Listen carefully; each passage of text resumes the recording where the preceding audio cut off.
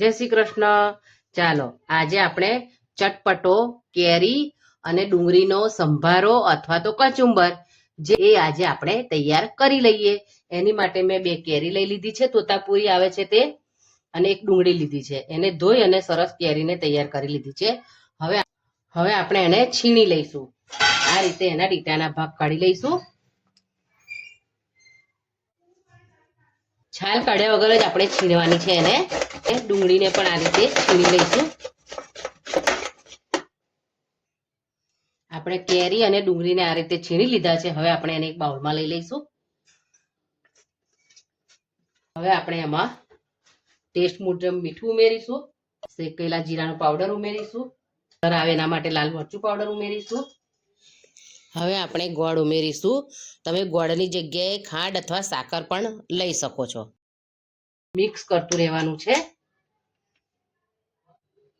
પછી કેરીનું અને ડુંગળીનું કચુંબર ધાણાથી આપણે એને ગાર્નિશ કરીશું. તમે એકવાર ચોક્કસ બનાવજો. મારા સસરાને તો ખૂબ ભાવતું હતું આ. એટલે આ તમને ગરમીમાં લૂથી પણ બચાવે છે.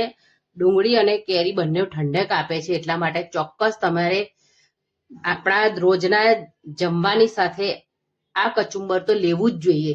અને ચોક્કસ તમે આ કચુંબર બનાવજો અને મજા કરજો. અને કમેન્ટમાં મને લખીને જણાવજો કે મારી રીતનું બનાવેલું કચુંબર તમને કેવું લાગ્યું. અને મારી ચેનલને સબસ્ક્રાઇબ જરૂર કરજો. Thank you.